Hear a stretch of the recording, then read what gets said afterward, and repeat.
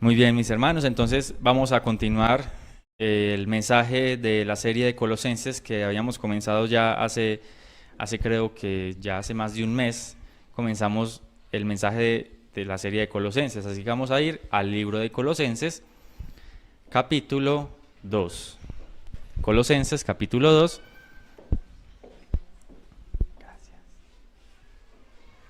Y vamos a estar entonces en esta oportunidad. Vamos a estar estudiando los versículos del 16 al 23. Colosenses capítulo 2, del 16 al 23.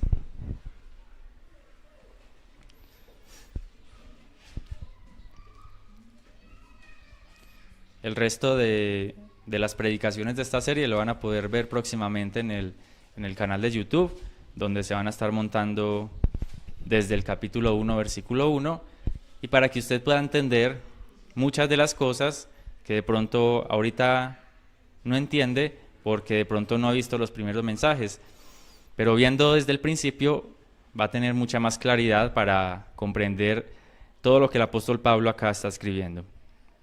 Entonces, Colosenses capítulo 2, versículos del 16 al 23. Y vamos a leer la palabra del Señor en el nombre del Padre, del Hijo y del Espíritu Santo. Amén. Y dice: Por tanto, nadie os juzgue en comida o en bebida o en cuanto a días de fiesta, luna nueva o días de reposo, todo lo cual es sombra de lo que ha de venir, pero el cuerpo es de Cristo. Nadie os prive de vuestro premio, afectando humildad y culto a los ángeles, entremetiéndose en lo que no ha visto, vanamente hinchado por su propia mente carnal, y no haciéndose de la cabeza, en virtud de quien todo el cuerpo, nutriéndose y uniéndose por las coyunturas y ligamentos, crece con el crecimiento que da Dios. Pues si habéis muerto con Cristo en cuanto a los rudimentos del mundo, ¿por qué como si vivieseis en el mundo os sometéis a preceptos tales como no manejes, ni gustes, ni aun toques, en conformidad a mandamientos y doctrinas de hombres, cosas que todas se destruyen con el uso? Tales cosas tienen a la verdad cierta reputación de sabiduría, en culto voluntario, en humildad y en duro trato del cuerpo, pero no tienen valor alguno contra los apetitos de la carne. Amén. Muy bien, entonces este mensaje tiene como título el legalismo. Vamos a ver lo que es el legalismo en la iglesia cristiana. Antes de comenzar, voy a darles una pequeña definición de lo que es legalismo para que ustedes puedan comprender más claramente de qué es lo que vamos a hablar en esta mañana. Dice: legalismo es el énfasis desmedido en un sistema de reglamentos para alcanzar tanto la salvación como el crecimiento espiritual. Los legalistas creen que es necesaria la estricta adherencia literal a estas reglas y reglamentos, que son por lo general doctrinas inventadas o no esenciales de la Biblia. Doctrinalmente es una posición opuesta a la gracia. Aquellos que sostienen una postura legalista pueden fallar aún en ver el propósito real de la ley divina, especialmente el propósito de la ley de Moisés en el Antiguo Testamento, el cual debe ser nuestro ayo o tutor para traernos a Cristo. Entonces, eso es lo que es el legalismo. Para que lo podamos entender más fácilmente, el legalismo es entonces el énfasis desmedido en reglas, en normas de conducta moral para obtener el favor del Señor, el favor de Dios. Eso es el legalismo. El énfasis desmedido en normas de conducta y moral para obtener el favor y el amor de Dios. Esto nos va a dar mucha más claridad para entender ahora lo que vamos a estar viendo en esta mañana. El legalismo es uno de los peores males que afectan la iglesia cristiana. Y no solamente a la iglesia cristiana, sino a todas las personas. Y librarse de este nos asegura el crecimiento en nuestra vida espiritual. Acá, como lo hemos acabado de leer, el apóstol Pablo exhorta y reprende a los cristianos de Colosas porque se habían vuelto legalistas. Estaban comenzando a adoptar ciertas prácticas y ciertas creencias que no eran correctas o que no estaban en la Biblia. Y les advierte que el legalismo para nada les sirve contra el pecado. El legalismo para nada sirve para combatir el pecado. Este es el problema más grave para mí y tengo suficientes razones para decir que el legalismo es muchísimo peor que el libertarianismo o que el evangelio liberal. ¿Por qué lo digo? Porque el legalista no cambia de opinión. El legalista es muy duro para cambiar de opinión. El liberal al menos acepta cualquier cosa, pero el legalista es durísimo para cambiar de opinión. Por eso yo creo que es el problema más grave de la iglesia cristiana, al menos en lo que es Latinoamérica. ¿Por qué? Porque el legalista nunca deja su legalismo. Es muy difícil. Tiene que ser que el Señor haga un milagro para que un legalista deje su legalismo. Eso también es un problema muy grave porque el legalista cree que no es legalista. Generalmente los legalistas obviamente dicen, no, yo no soy legalista. E incluso los mismos legalistas critican a otros que son más legalistas que ellos. Dicen, miren, ese tan legalista, pero no saben que él mismo es un legalista. Entonces, el problema del legalismo, el problema de estarle poniendo cargas y cargas a las personas, especialmente a los cristianos, es que esto nos va a llevar a que nosotros como hijos de Dios, como cristianos, llevemos una vida cargada y cansada, porque no sabemos cuántas cosas tenemos que hacer para poder agradar al Señor. No sabemos cuánto tenemos que hacer para que el Señor me favorezca, para que el Señor me bendiga y para que el Señor me ame. Esto tenemos que interpretarlo de la manera correcta. Claramente en la Biblia hay mandamientos y claramente en la Biblia hay normas de conducta. Pero eso no quiere decir que la adhesión estricta a ciertas cosas, especialmente cosas que son innecesarias para nosotros, nos vayan a hacer ganar el favor de Dios. Lastimosamente, como nosotros vivimos en una sociedad que es católica romana, se impone mucho lo que son las obras para el merecimiento y para recibir lo que es el amor y el favor divino. Incluso las personas se autoafligen, se azotan a ellas mismas, se van de rodillas ante las catedrales porque creen que así Dios los va a bendecir, porque creen que Dios así los va a favorecer. Y esto no es más que legalismo. Las personas cuando son legalistas, y no me refiero a la Iglesia Católica, también esto se vive especialmente en el pueblo, en la Iglesia cristiana evangélica, el legalismo nos va a llevar a estar todo el tiempo cargados y cansados y preocupados porque no sabemos cuánto es suficiente, cuánto de nuestras obras son suficientes para agradar a Dios. Entonces vamos ahora sí a entrar en lo que es la palabra del Señor y vamos a ver algunas características del legalista. ¿Cuáles son las características del legalista? Primera característica de una persona legalista, la imposición de reglas innecesarias. La imposición de reglas innecesarias. El versículo 16 entonces dice, por tanto, nadie os juzgue en comida o en bebida, o en cuanto a días de fiesta, luna nueva o días de reposo.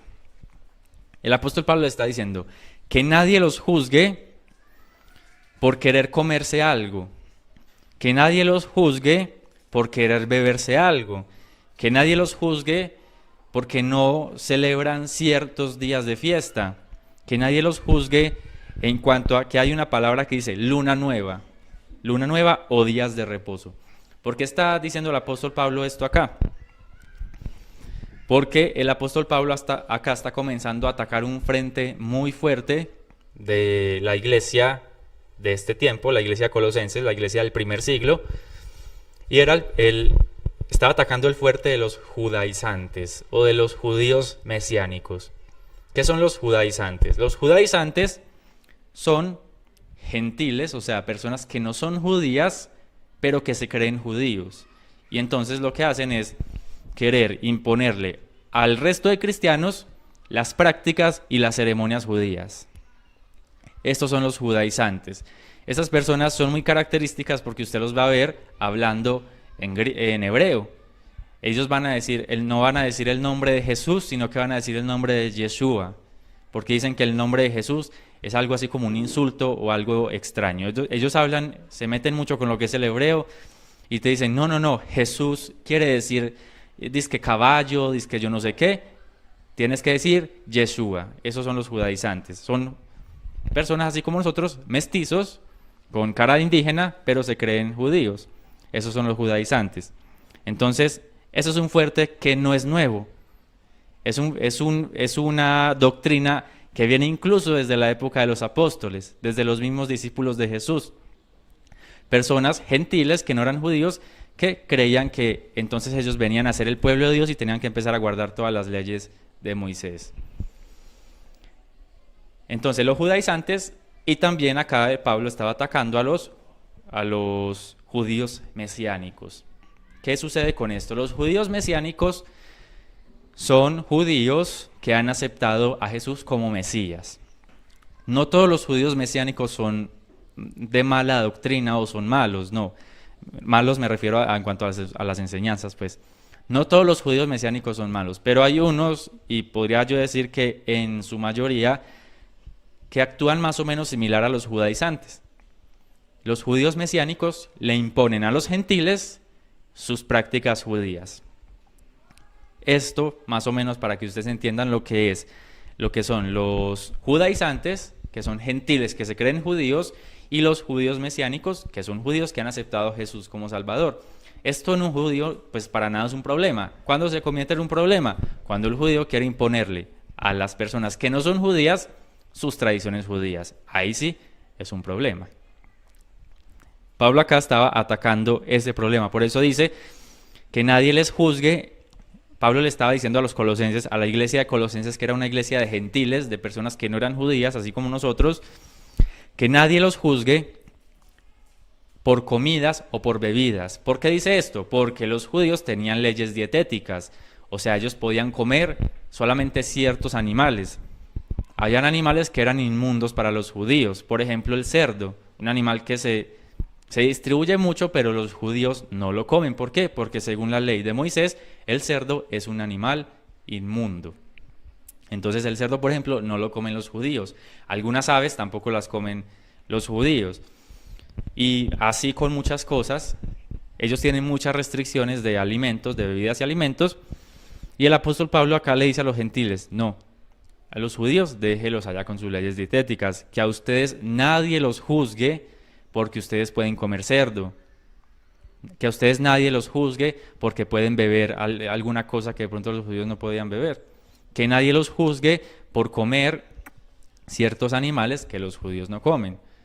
Nosotros sabemos que como gentiles y en el Nuevo Testamento nos dice que nosotros podemos comer de todo. Pues nosotros no tenemos ningún problema con nuestra dieta. Podemos comer de absolutamente todo, siempre y cuando pues no nos haga daño. Y el apóstol Pablo les decía esto, que nadie los juzgue por comidas.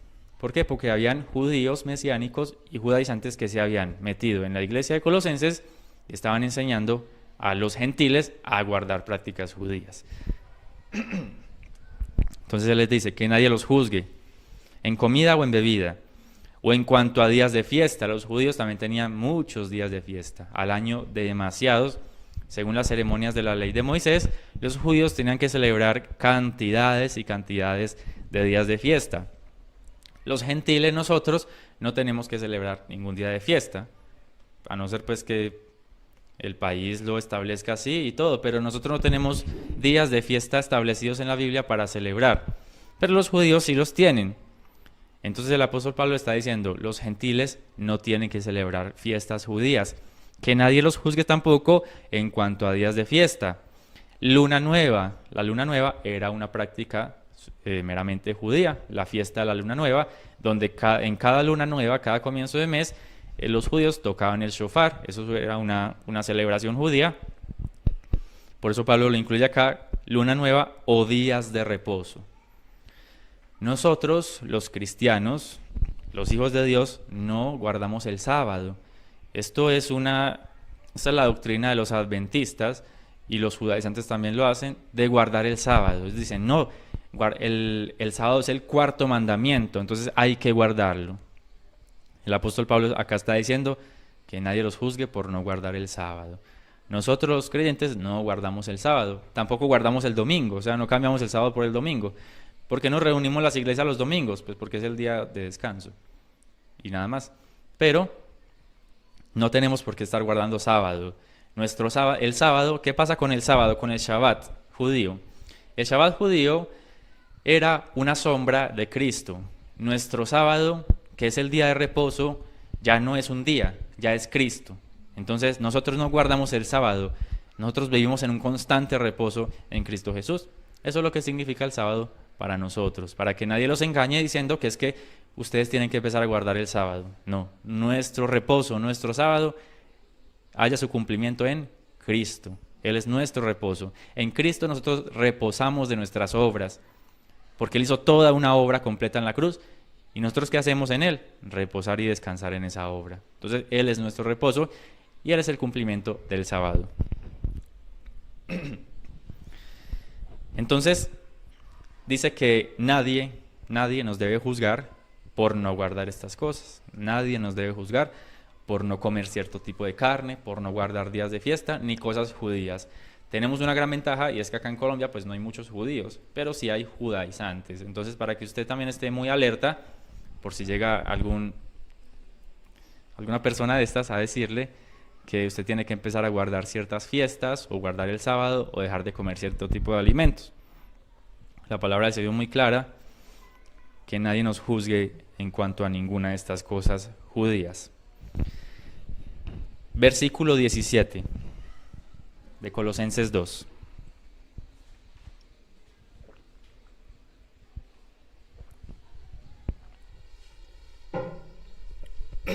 Dice, y acá nos dice la razón de lo anterior. Todo lo cual es sombra de lo que ha de venir, pero el cuerpo es de Cristo.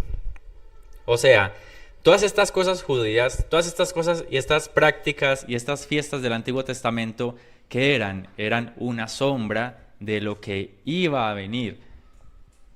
O sea, las leyes ceremoniales del Antiguo Testamento eran solamente una sombra de lo futuro, eran una sombra de lo que iba a venir con Cristo.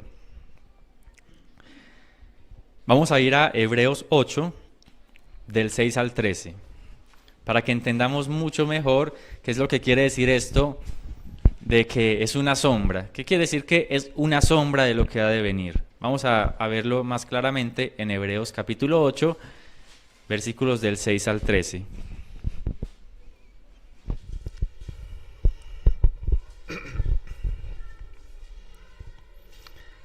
Hebreos 8 del 6 al 13.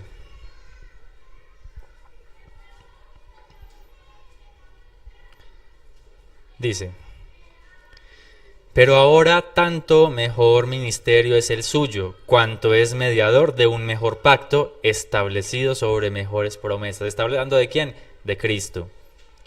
Porque si aquel primero hubiera sido sin defecto, aquel primer pacto, o sea, si el Antiguo Testamento hubiese sido sin defecto, dice, ciertamente no se hubiera procurado lugar para el segundo. ¿Qué nos está diciendo hasta acá?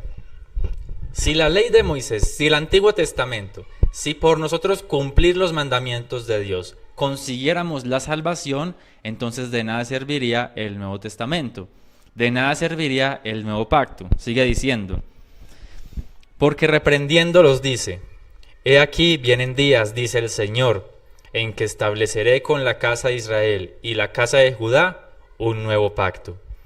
No como el pacto que hice con sus padres el día que los tomé de la mano para sacarlos de la tierra de Egipto, porque ellos no permanecieron en mi pacto, y yo me desentendí de ellos, dice el Señor. Por lo cual, este es el pacto que haré con la casa de Israel, después de aquellos días, dice el Señor. Pondré mis leyes en sus corazones, pondré mis leyes en la mente de ellos, y sobre su corazón las escribiré, y seré a ellos por Dios, y ellos me serán a mí por pueblo. Y ninguno enseñará a su prójimo, ni ninguno a su hermano, diciendo, conoce al Señor, porque todos me conocerán, desde el menor hasta el mayor de ellos. Porque seré propicio a sus injusticias, y nunca más me acordaré de sus pecados y de sus iniquidades. Al decir nuevo pacto, se ha dado por viejo al primero, y lo que se da por viejo y se envejece, está próximo a desaparecer. El antiguo pacto establecía una salvación para todo aquel que permaneciese fielmente y sin fallar. Dice muy claramente, el que haga estas cosas, Moisés dijo después de escribir los 10 mandamientos, dijo, el que haga estas cosas vivirá por ellas. O sea, el que cumpliese la ley de Moisés perfectamente, a cabalidad, sin fallar en ninguna de estas, ni siquiera una de esas. Toda su vida podía salvarse. ¿Cuál es la mala noticia? Pues que nadie es capaz de hacer eso. Nadie es capaz de cumplir los mandamientos del Señor sin fallar en siquiera uno al día o en toda su vida. ¿Por qué? Porque la Biblia establece, todos hemos pecado. Como todos hemos pecado, estamos destituidos de la gloria de Dios. O sea, como todos hemos pecado, estamos destituidos del cielo, de la eternidad con Dios. ¿Qué sucede? Como ese antiguo pacto fue defectuoso, no defectuoso por sí mismo, defectuoso porque el hombre no lo podía cumplir. El hombre no puede cumplir la ley de Dios, no puede porque el hombre es pecador, somos pecadores. Como el hombre no puede cumplir la ley de Dios, ¿qué hizo Dios? Un nuevo pacto, donde hubiese un hombre que cumpliera la ley de Dios y que nosotros, creyendo en ese hombre, fuésemos salvos. Porque nosotros no podíamos, entonces teníamos que confiar en alguien que cumpliese la ley a cabalidad, y ese alguien es Jesucristo. Él cumplió la ley y vivió una vida perfecta para que ahora nosotros, creyendo en Él, seamos salvos. Entonces ese es nuestro descanso. ¿Por qué nos vamos a tener que someter nuevamente a las leyes, amenazar a las personas con leyes, si ya Cristo lo hizo por nosotros? Y confiando en Él tenemos la vida eterna. Entonces, toda la ley de Moisés, todas las ceremonias y todo lo que había escrito en el Antiguo Testamento, todos los profetas del Señor, eran solamente una sombra. Eran un guía para llevarnos a Cristo. De modo que esa no era la claridad, era solo una sombra. Pero quien estaba produciendo esa sombra era el cuerpo de Cristo. Por eso dice el versículo 17, todo lo cual es sombra de lo que ha de venir, pero el cuerpo es de Cristo. O sea, Cristo era quien producía esa sombra de la ley. Pero la sombra no es en sí algo físico. Lo físico y lo verdadero es quien produce la sombra. Entonces nosotros no tenemos por qué someternos a leyes del Antiguo Testamento si tenemos al cuerpo quien produce esa sombra, que es Cristo Jesús. Voy a leer yo Hebreos 10:1 y dice también, porque la ley, teniendo la sombra de los bienes venideros, no la imagen misma de las cosas, nunca puede, por los mismos sacrificios que se ofrecen continuamente cada año, hacer perfectos a los que se acercan. ¿Qué sucedía con la ley de Moisés? Cuando las personas cometían pecados, ellos no iban y le pedían perdón a Dios. ¿Qué tenían que hacer? Sacrificar un animal. La sangre de ese animal inocente se derramaba sobre el arca y entonces los pecados de las personas por las que fue sacrificado ese animal eran cubiertos. Entonces la ira de Dios no recaía sobre esas personas, sino que la sangre de los animales inocentes cubrían temporalmente el pecado. ¿Qué pasaba? Que la sangre de los animales no quitaban la culpa de pecado, solamente lo cubrían temporalmente. Mientras llegaba Cristo para derramar su propia sangre en la cruz y ahora sí quitar la culpa de todos nuestros pecados. Entonces la sangre de los animales solamente cubría temporalmente los pecados de las personas. Cuando llegó Cristo ya no se necesitó que se siguieran sacrificando animales. ¿Por qué? Porque Cristo fue el único sacrificio eficaz para siempre para todos los que creen en Él.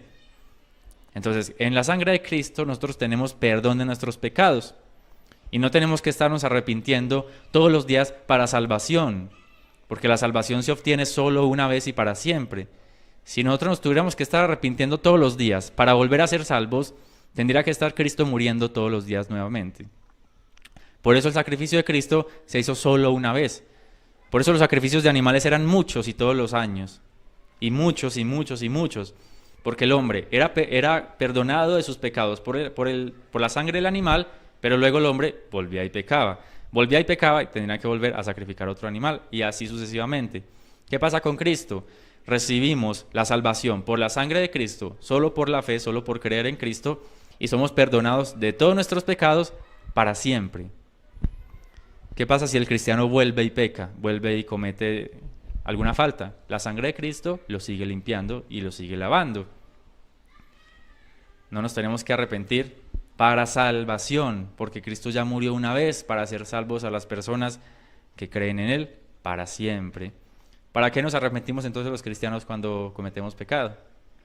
Para recuperar la comunión con Dios. ¿Y por qué? Pues porque cuando pecamos también ofendemos el nombre de Dios. ¿Perdemos nuestra salvación? No, ofendemos el nombre de Dios. Y por eso nos arrepentimos delante del Señor, porque hemos ofendido su nombre. Por eso la ley era una sombra. Los sacrificios de animales eran una sombra del sacrificio de Cristo.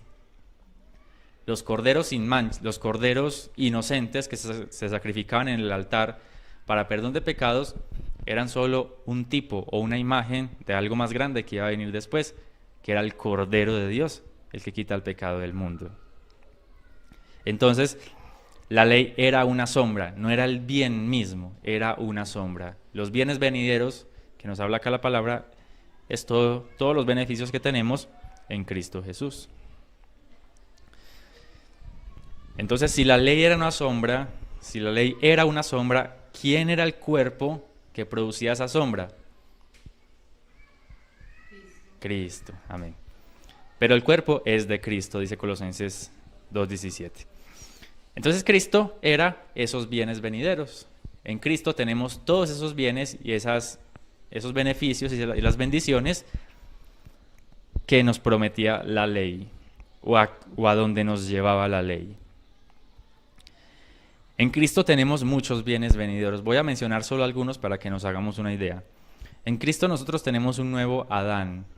¿Qué sucedió con Adán en el principio? Que Adán, aunque fue creado sin pecado, cometió pecado. Decidió pecar. Pero en Cristo tenemos un nuevo Adán. ¿Qué quiere decir esto? Que Adán también era un tipo de Cristo. Adán era un tipo de Cristo. Adán pecó, pero Cristo es ese nuevo Adán que no cometió pecado. En Cristo tenemos una nueva sangre. Ya no es sangre de animales ni de corderos. Ya es la sangre perfecta del Hijo de Dios. En Cristo tenemos un nuevo sábado, como les decía ahorita. Ya no es un sábado, ya no es un día que guardamos, sino que Cristo es nuestro sábado. Cristo es nuestro reposo. Cristo es el reposo de nuestras obras. En Cristo tenemos también un nuevo pueblo. En el Antiguo Testamento el pueblo de Dios era únicamente el pueblo de Israel, el pueblo judío. Pero ahora en Cristo, ¿qué tenemos nosotros? La inclusión, nuestra inclusión en el pueblo de Dios. Por eso los cristianos, los creyentes, somos también parte del pueblo de Dios, somos el pueblo de Dios.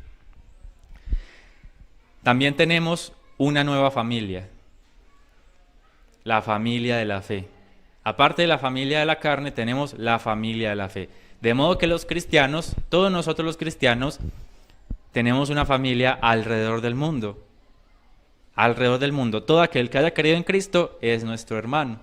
Tenemos una familia, la familia más grande del mundo, que es la familia de la fe. ¿Qué otro bien venidero tenemos en Cristo? El Espíritu Santo. La promesa del Espíritu Santo que habita en cada uno de nosotros, los creyentes. Y bueno, muchísimas más promesas maravillosas. Una tierra prometida que vendrá para nosotros cuando el Señor venga por segunda vez, donde moraremos con Él por la eternidad, y muchísimas más cosas. Parte de esto lo hablamos en la serie del capítulo 8 de Romanos, que también próximamente va a estar en el canal. Bueno, vamos a ir a Gálatas 3. Gálatas capítulo 3, del 24 al 26.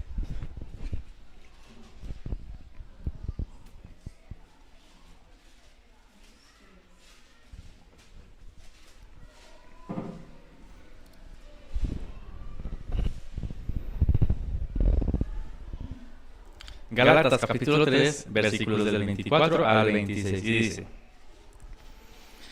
de manera que la ley ha sido nuestro ayo para llevarnos a Cristo, a fin de que fuésemos justificados por la fe. ¿Qué es ayo?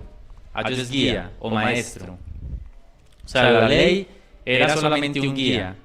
La ley nos apuntaba a algo, no a quedarnos en la ley, apuntaba a algo. ¿A qué era eso? Para llevarnos a Cristo, dice, a fin de que fuésemos justificados por la fe. Pero venir a la fe ya no estamos bajo ayo. Cuando ya llegamos a donde nos llevaba el guía, pues ya no necesitamos al guía, porque ya llegamos a nuestro destino. Pues todos sois hijos de Dios por la fe en Cristo Jesús. No somos hijos de Dios por nuestra obediencia. No somos hijos de Dios por lo buenos que podamos ser, por lo buenos cristianos que podamos ser. Dice acá, somos hijos de Dios por la fe, por confiar en Cristo y ya. Somos hijos de Dios por confiar en el Evangelio, en la salvación, en nuestro Señor Jesús. Por eso somos hijos de Dios. No es hijo de Dios el que más obedece. No es hijo de Dios el que más ora, el que más lee la Biblia. Claro que tenemos la obligación de hacer esas cosas. Pero lo que nos hace aceptos delante de Dios no es la obediencia. Lo que nos hace aceptos delante de Dios es la fe en Cristo. Eso es lo que nos hace aceptos delante de Dios, la fe en Cristo. Entonces, ayo es maestro o guía. ¿Cuál es el problema de los judaizantes? Un grave problema, muy terrible. Y es que ellos no tomaron la ley como un guía, un maestro. Tomaron la ley como su destino. Y no pudieron llegar completamente a Cristo. Los judaizantes no entienden que el Antiguo Testamento era una sombra de Cristo. No lo entienden así. Ellos dicen, no, la gracia y la ley, las dos a la misma vez. ¿Cómo se compaginan esas dos cosas? Ni yo lo sé. Entonces, los judaizantes no entienden que el Antiguo Testamento era una sombra de Cristo. Por lo tanto, nosotros, los que hemos aceptado la gracia de Dios, el regalo inmerecido de nuestra salvación, no tenemos por qué abstenernos de comidas, no tenemos por qué celebrar fiestas o guardar días como el sábado. No tenemos por qué, porque esas leyes eran solamente un guía o un maestro para traernos a Cristo. Muy bien. Segunda característica de un legalista. Segunda característica de un legalista. Parecen muy espirituales. Parecen muy espirituales. Versículo 18 dice: Nadie os prive de vuestro premio, afectando humildad y culto a los ángeles, entremetiéndose en lo que no ha visto, vanamente hinchado por su propia mente carnal. Dice, que nadie los prive de su premio. ¿De qué premio está hablando acá Colosenses? El contexto, ya lo vimos también en las series pasadas. Este premio es la plenitud en Cristo, o sea, no es estar completos en Cristo, ese es nuestro premio. Que nadie nos prive de eso. Dice, que nadie los prive de estar completos en Cristo, que nadie los prive de su premio. Afectando humildad. ¿Qué quiere decir afectando humildad? Bueno, esta Biblia, la Reina Valera lo ha traducido así, pero esta palabra afectando quiere decir fingiendo, para que lo entendamos fácil. Fingiendo humildad. O sea, ¿qué dice? Nadie les prive de estar completos en Cristo, fingiendo ser muy humildes. Y sigue diciendo, y culto a los ángeles. O sea que fingían humildad y también fingían un culto a los ángeles. Fingían tener una cercanía con los ángeles, estas personas de las que está hablando Pablo acá. Sigue diciendo, entremetiéndose en lo que no ha visto. O sea, podían parecer que hacían muchas cosas, podían parecer muy humildes, pero acá el apóstol Pablo está diciendo, pero no saben ni siquiera lo que están haciendo. Entremetiéndose en lo que no ha visto. Y sigue diciendo, vanamente hinchado por su propia mente carnal. Totalmente engañados y enorgullecidos por su propia mente carnal. Entonces, son personas que, los legalistas son personas que parecen ser muy espirituales. Parecen ser muy espirituales. Y quieren privar a las demás personas de su libertad en Cristo. Ellos dicen, no, no, no, no. Cuando de pronto lo escuchan a usted hablando mucho de lo que es la gracia, ellos creen que es un exceso. No, no, no hay que hablar tanto de la gracia. Sí, sí, gracia, pero la ley, pero los mandamientos, pero las reglas, pero las ordenanzas. Como si la gracia no fuese suficiente. Y privan a las personas de su plenitud en Cristo. Privan a otros cristianos que son libres en Cristo y les quieren poner ataduras, ataduras.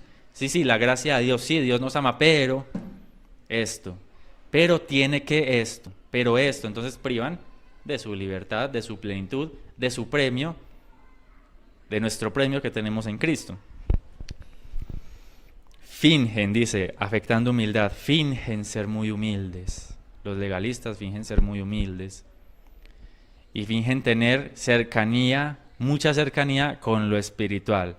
Los legalistas, por lo general, parece como si fueran muy espirituales, como si pudieran casi que hablar con Dios cara a cara y audiblemente. Eso es una característica muy común de los legalistas.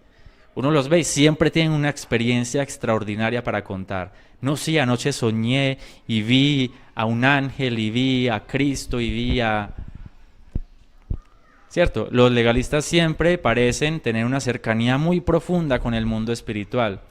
Están muy metidos con esto de la demonología, de Satanás. Mencionan mucho a Satanás, que lo vieron acá, que lo vieron allá y que Satanás... Bueno, estos son los legalistas, dice acá el apóstol Pablo. Culto a los ángeles, fingían tener una cercanía con los ángeles, pero realmente puede que tengan muchas experiencias, pueden que hagan muchas cosas, pueden parecer muy humildes, pero Pablo acá dice, ni siquiera saben lo que están haciendo. Se están metiendo en cosas que no han visto. Se meten que con ángeles, que con acá, que con esto, que con lo otro, cosas que no han visto, no saben lo que están haciendo, dice el apóstol Pablo. ¿Por qué sucede esto con los legalistas? Porque tienen una mente carnal. Parece muy contraintuitivo. Los legalistas parecen ser los más espirituales, los más elevados, los que conocen todo. Pero acá Pablo dice, tienen una mente carnal. Están hinchados, vanamente hinchados por su propia mente carnal, enorgullecidos por su propia mente carnal. Al contrario de parecer que tienen una mente muy espiritual, tienen una mente carnal, dice acá.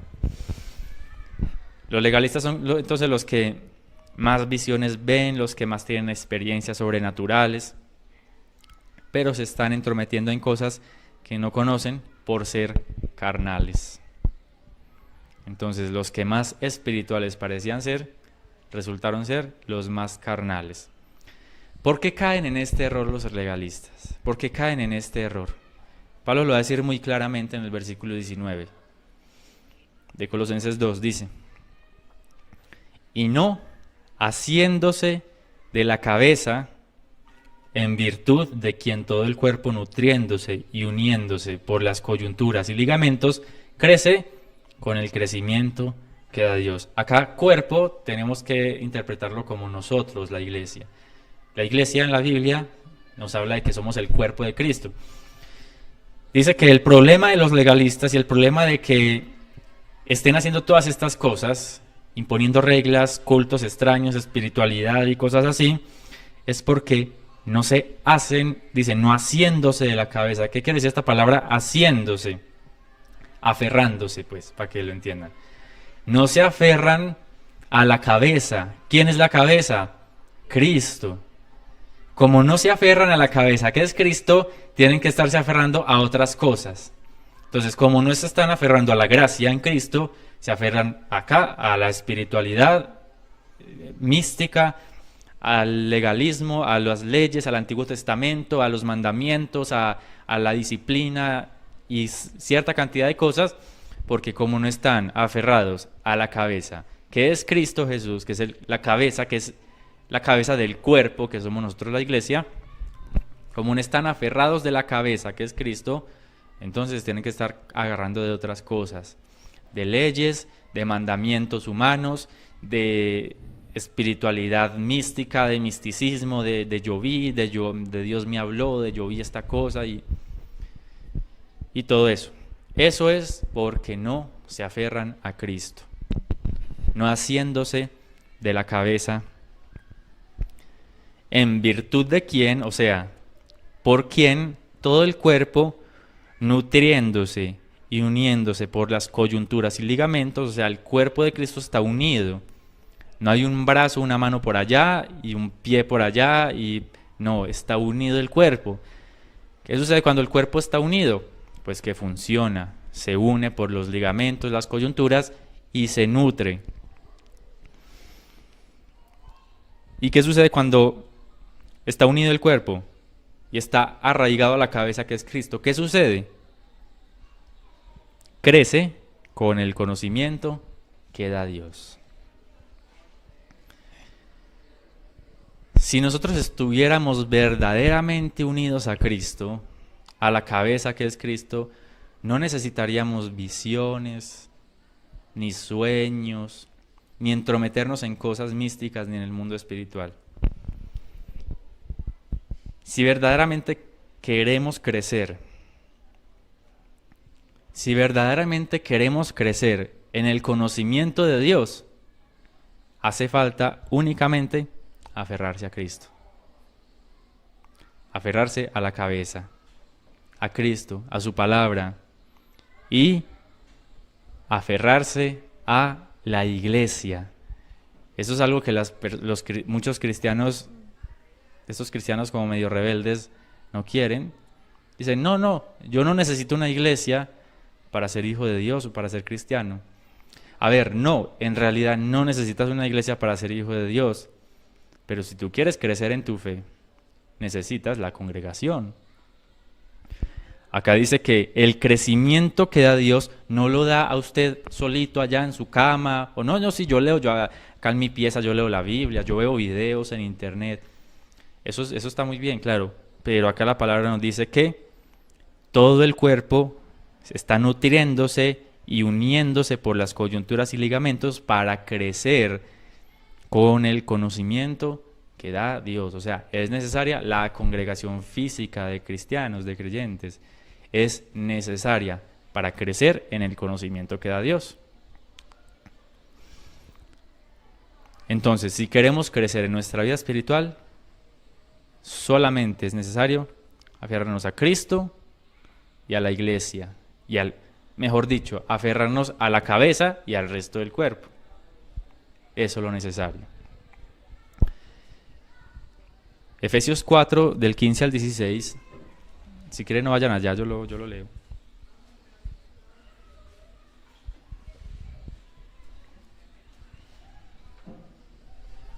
Efesios 4, del 15 al 16 dice algo muy similar a esto. Recordemos que las cartas de Colosenses y Efesios fueron escritas contemporáneamente. Pablo las escribió al mismo momento, en el mismo lugar, en la cárcel donde estaba. Dice, sino que siguiendo la verdad en amor, crezcamos en todo en aquel que es la cabeza, esto es, Cristo, de quien todo el cuerpo, bien concertado y unido entre sí, por todas las coyunturas que se ayudan mutuamente, según la actividad propia de cada miembro, recibe su crecimiento para ir edificándose en amor. O sea, Dios da el crecimiento, sí, pero Dios lo da por medio de la congregación, por medio del cuerpo de Cristo, de la congregación de los creyentes. Ese es el medio que Dios usa para hacernos crecer y para hacernos edificar en amor. Entonces, que nadie nos prive de nuestro premio, de nuestra plenitud en Cristo, por personas que parezcan ser muy humildes, que parezcan ser muy espirituales, que vieron acá, que un ángel, que esta cosa, que nadie nos prive. Porque estas personas están hinchadas vanamente por su propia mente carnal, porque no se han aferrado a la cabeza que es Cristo. Tercera característica de un legalista. Tercera característica de un legalista. Constantemente están prohibiendo. Prohíben constantemente. Versículos 20 al 21. Pues si habéis muerto con Cristo en cuanto a los rudimentos del mundo, ¿por qué, como si vivieseis en el mundo, os sometéis a preceptos tales como no manejes, ni gustes, ni aun toques, en conformidad a mandamientos y doctrinas de hombres? Cosas que todas se destruyen con el uso. Ahora hasta el 21, ¿cierto? Bueno. Someterse a estos preceptos legalistas sería como si no hubiésemos abandonado el mundo. Nosotros los hijos de Dios hemos abandonado las prácticas contrarias a Dios que están en el mundo. ¿Qué quiere decir esto? Que hemos abandonado los mandamientos de las personas en el mundo y nos hemos aferrado a los mandamientos de la palabra de Dios en Cristo. Si nosotros comenzamos a aferrarnos a este tipo de mandamientos y doctrinas de hombres, es como si nunca hubiésemos abandonado el mundo. Es como si nunca nos hubiésemos convertido, pues. Está diciendo acá el apóstol Pablo. Si ustedes ya murieron con Cristo, les dice, si ya murieron con Cristo al mundo, ¿por qué, como si todavía viviesen en el mundo? Acá está hablando de una manera, no es que no vivieran en el mundo, pues sí vivían en el planeta. Está hablando de que todavía tenían su corazón y su mente en los mandamientos del mundo. Decía, ¿por qué como si todavía viviesen en el mundo se siguen sometiendo a preceptos de personas del mundo? Tales como no manejes, ni gustes, ni toques.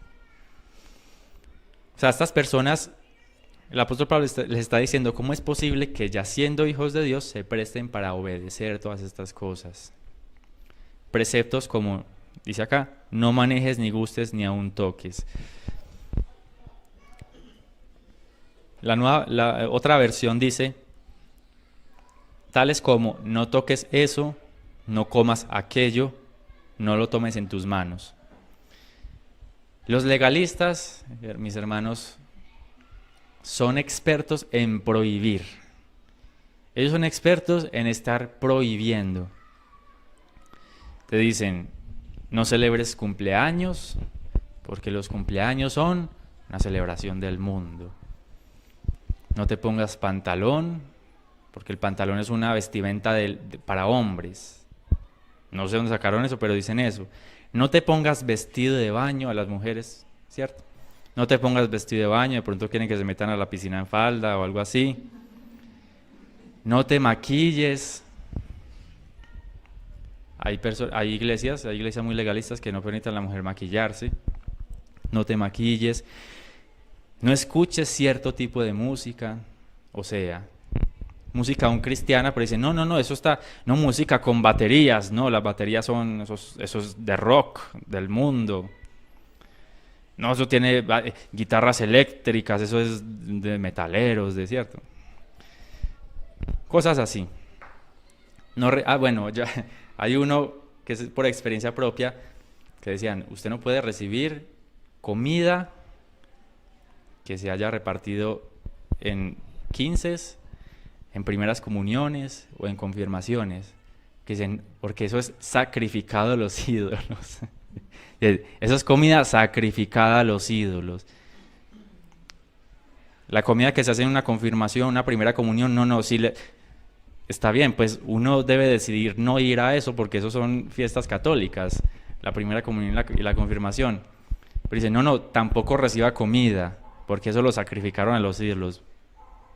¿Cómo así que lo sacrificaban a los ídolos? O sea, la pobre cocinera que hizo la comidita, la puso ahí, puso una estatua de Moloch y le echó sangre, algún ritual ahí, no.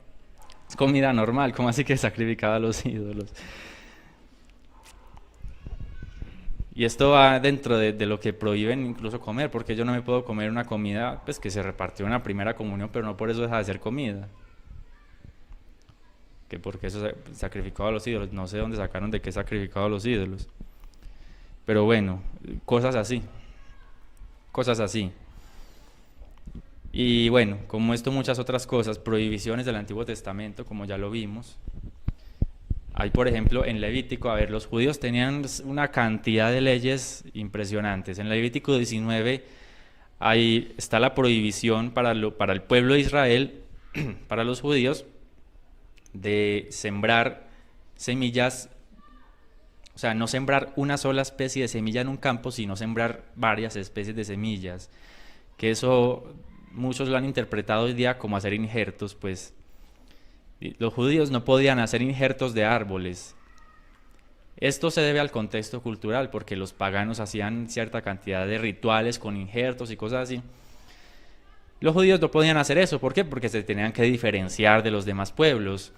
Pero yo he escuchado, hermanos, de verdad, personas que nos prohíben a nosotros, que no somos judíos, gentiles, que bien lejos que estamos de Israel, que cara de judíos no tenemos tampoco, y es que prohibiendo hacer, no se pueden hacer injertos, porque vea, dice en Levítico 19, cuando eso era una ley para los judíos. Pero como no saben que la ley es una sombra de Cristo, cogen las prohibiciones del Antiguo Testamento y las aplican a los gentiles. No, usted no puede injertar un arbolito de tomate de árbol con mora, como son de rico, ¿cierto? También había otra prohibición para los judíos, que era ponerse ropa con diferentes tipos de hilos. La ropa tenía que ser de un solo hilo, toda la vestimenta. ¿Por qué esta prohibición? Porque en ese tiempo los paganos usaban ropas de diferentes hilos, y lo que quería el Señor era que su pueblo se diferenciara del resto. O sea, era una prohibición ¿para quién? Para los judíos, no para nosotros. Y ya le están diciendo a los gentiles que nos tenemos que poner ropa de un solo hilo. ¿Dónde va a conseguir usted eso? No, le va a tocar a usted tejerse su propia ropa, porque, pues, imposible, ¿cierto? Pero bueno, a ese nivel, pues. Prohibiciones y prohibiciones y prohibiciones y prohibiciones. Estos son los legalistas. Una iglesia legalista está llena de amenazas espirituales, porque la prohibición debe traer una consecuencia al que viola la prohibición.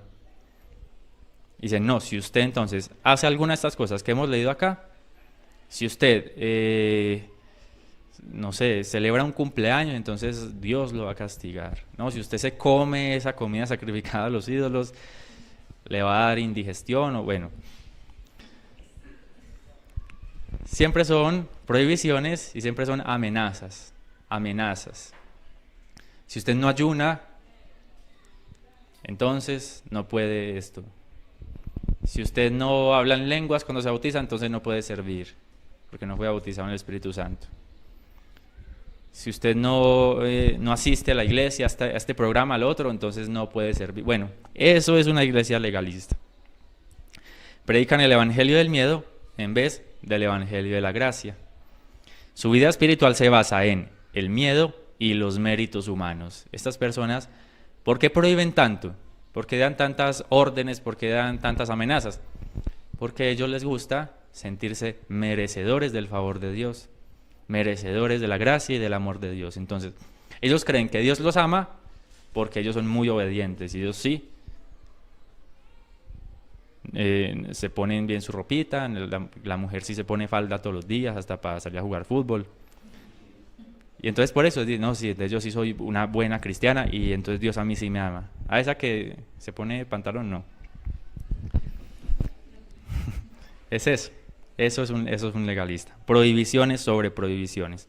22 dice, en conformidad a mandamientos y doctrinas de hombres. Se los inventaron. ¿De dónde los sacaron? Nadie sabe, pero se los inventaron. Cosas que todas se destruyen con el uso.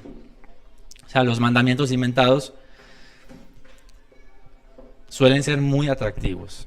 Los mandamientos suelen ser muy atractivos. Por eso es que muchas de estas iglesias están llenas de personas. ¿Por qué? Porque a la gente le gusta que le digan qué hacer y ya, no tener que pensar mucho. A las personas que les gusta, vea, esto es así, así, así, usted tiene que hacer esto y no puede hacer esto, y ya, despachadito, no tuvo que pensar nada y se fue para la casa y listo, ya sé cómo hacer para que Dios me ame y para que me favorezca. A la gente le gusta que le digan lo que tiene que hacer. Por eso los mandamientos y las doctrinas de hombres y todas estas cosas que hemos leído anteriormente son tan atractivas, porque eso le deja a usted muy claro, bueno, puedo hacer esto y esto no lo puedo hacer, y ya, y se acabó la cosa. Y porque el hombre quiere hacer para recibir. Nosotros no estamos configurados en nuestra mente para recibir cosas sin hacer nada. Estamos programados para merecernos las cosas. Entonces ellos, siguiendo su mente carnal, creen que por estar haciendo muchas cosas y estar absteniéndose de muchas cosas, van a conseguir el favor de Dios. El hombre quiere hacer para recibir. Ellos quieren ganarse su salvación. Ellos quieren vivir cada día de modo que puedan decir al final del día, hoy sí me gané mi salvación.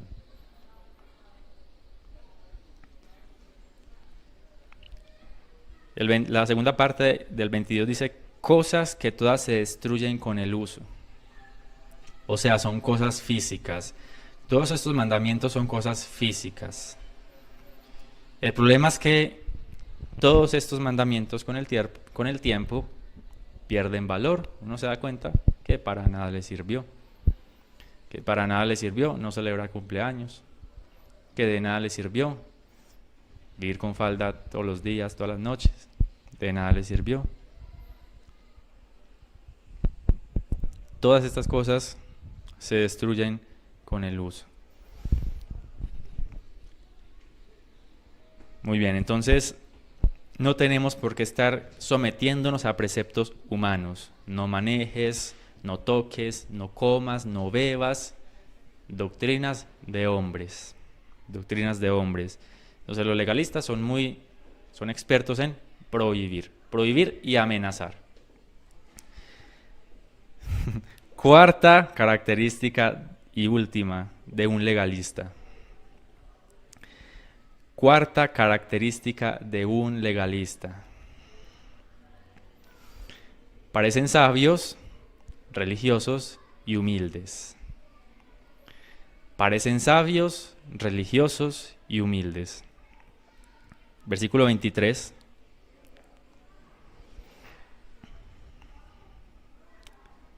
Versículo 23 de Colosenses 2 dice: tales cosas tienen a la verdad cierta reputación de sabiduría en culto voluntario, en humildad y en duro trato del cuerpo, pero no tienen valor alguno contra los apetitos de la carne.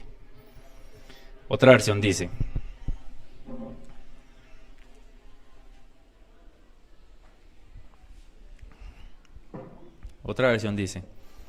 tienen sin duda apariencia de sabiduría. ¿Quién? Estos mandamientos, pues. Estos mandamientos y todas estas prohibiciones tienen sin duda apariencia de sabiduría, con su afectada devoción, falsa humildad y severo trato del cuerpo, pero de nada sirven frente a los apetitos de la carne. O sea, cuando usted sigue todos estos mandamientos, como por ejemplo los que acabamos de leer ahorita, uno como que dice, bueno, si yo me estoy absteniendo de comer ciertas cosas, si yo me estoy absteniendo de disfrutar de una fiesta, de un cumpleaños, por ejemplo, si yo me estoy absteniendo de ponerme una ropa que me guste, eso querrá decir que yo estoy entonces sometiendo mi cuerpo a la voluntad de Dios. Eso es lo que parece. Eso es lo que... Claro, si yo me estoy absteniendo de lo que a mí me gusta, eso quiere decir que yo estoy doblegando mi carne y voy a ser más espiritual. Eso es lo que parece ser. Por eso el apóstol Pablo dice, sí, claro, esto tiene apariencia de sabiduría, de que es muy sabio hacer eso. Parece ser muy sabio que yo no coma ciertos alimentos porque supuestamente son sacrificados a los ídolos. Parece ser muy sabio que la mujer no se ponga nunca un pantalón.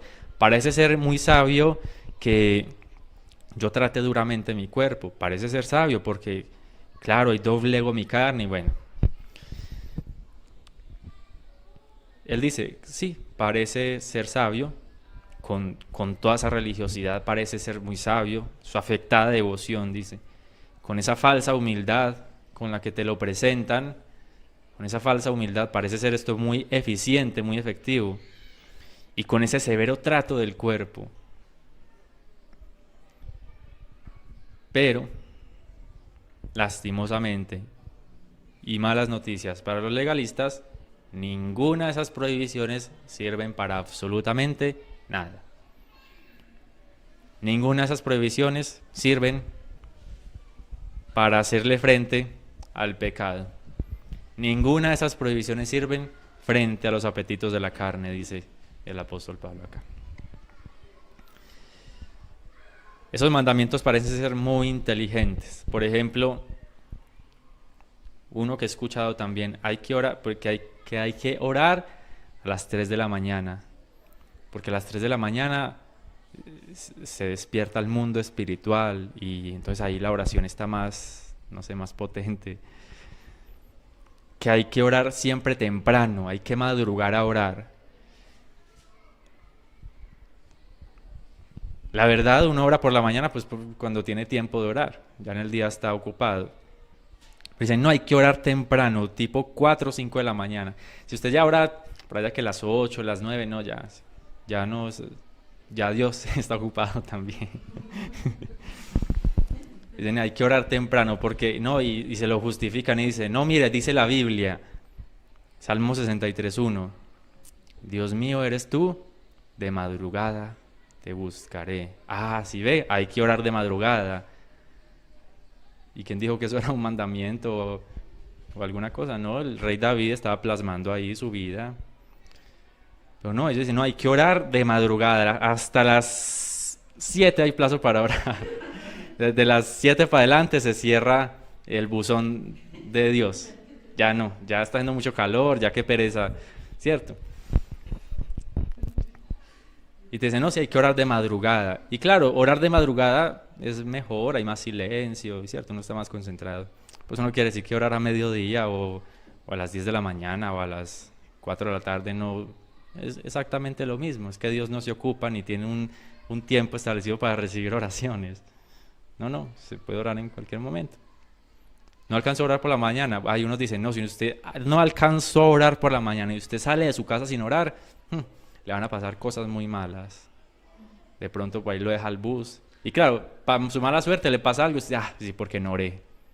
Porque no oré. No, si se le olvidó orar por la mañana, no sé, pues ore a mediodía.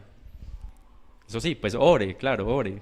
Pero no quiere decir que haya un tiempo establecido para orar. No, para nada. Pero la oración sí trae muchas bendiciones a nuestra vida. Es necesario orar. Ya pone mandamientos sobre la oración, ¿no? Que esta hora, que hay que decir esto, que en este orden. Que hay que empezar pidiendo perdón. Porque Dios no oye al pecador, dice. ¿Y quién dice que los cristianos somos pecadores? Cometemos pecados, sí. Pero no quiere decir que Dios no nos va a escuchar porque no empezamos pidiendo perdón.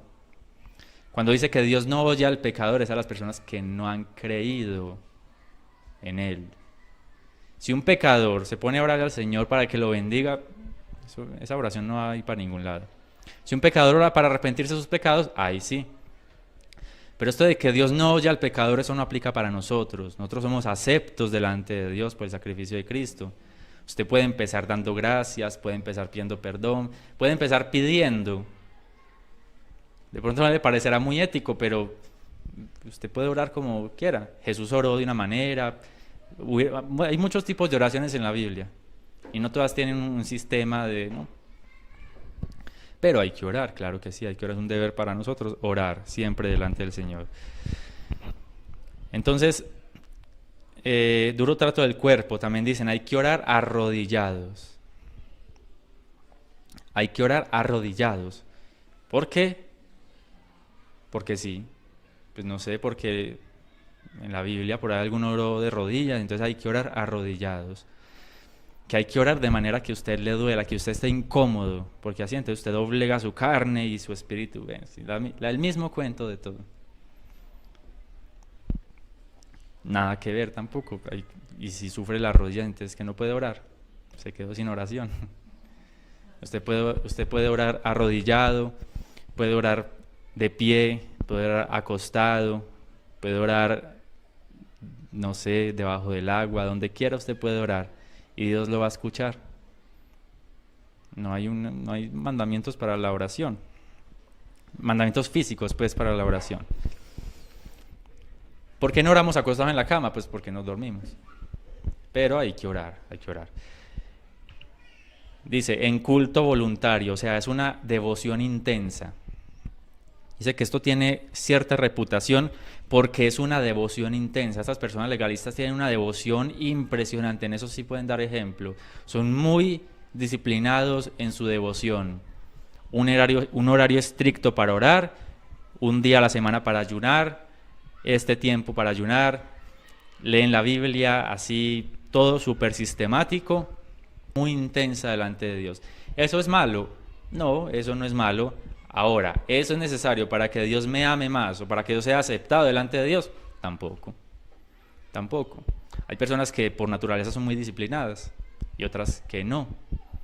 De pronto el que no está haciendo el esfuerzo para orar 10 minutos, 15, 20, para leer la Biblia un capítulo. Ahora, por su incapacidad, para nada. Dice, en humildad y en duro trato del cuerpo. Otra también que se escucha mucho, hay que ayunar, pero el propósito del ayuno es afligir la carne, dicen. Hay que ayunar para afligir la carne. No, el propósito del ayuno no es afligir la carne. El propósito del ayuno es buscar de Dios. Tener un tiempo.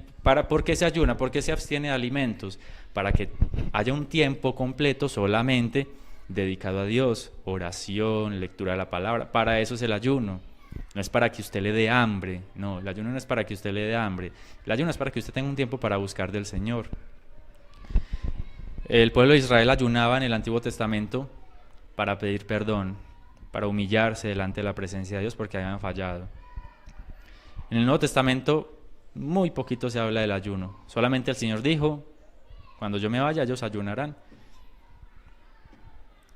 Entonces el ayuno tampoco es algo como un mandamiento o algo así, no, es algo muy personal de la vida del creyente y que si usted así lo determina puede hacerlo y va a ver también que trae grandes beneficios el ayuno, pero no que tengo que ayunar de modo que me duela la barriga y que tenga mucha hambre, porque entonces así estoy afligiendo el cuerpo, no.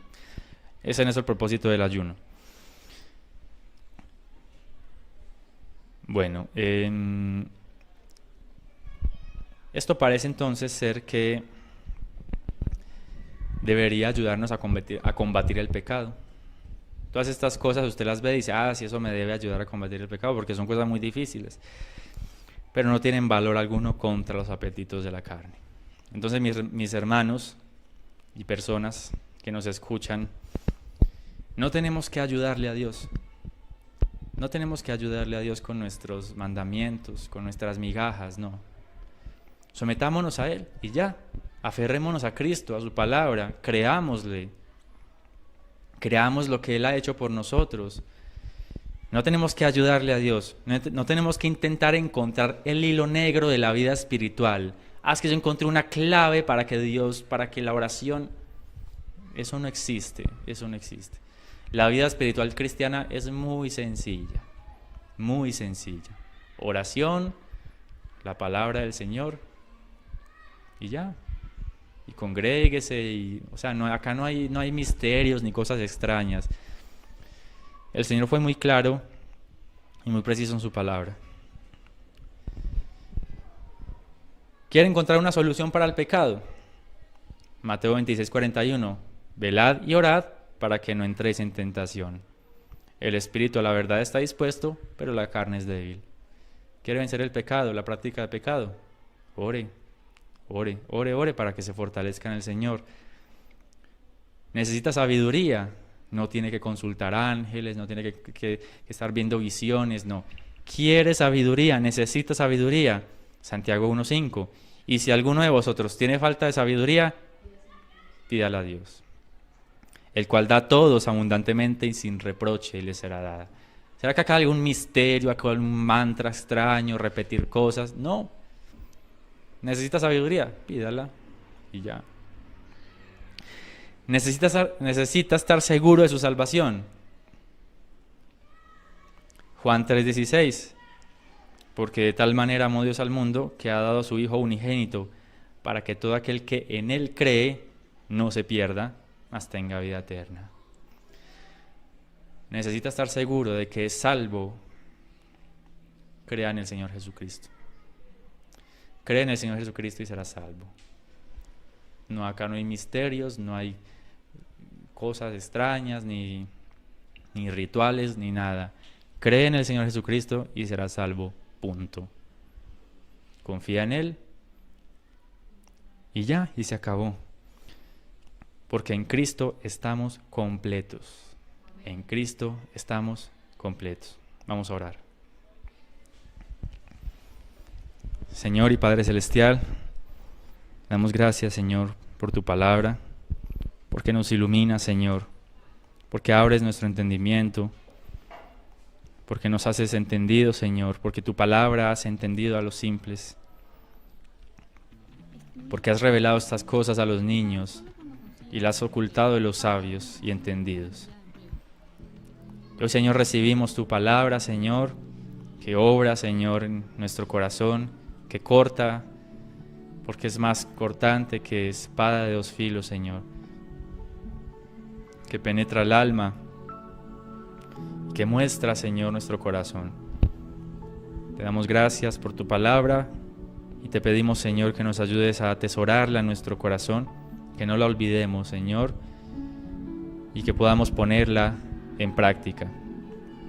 En el nombre de Jesús, Señor, te pedimos que nos ayudes, Señor, a permanecer cada día más fundados en ti y arraigados a la cabeza que es Cristo. Te damos gracias en el nombre de Cristo Jesús. Amén.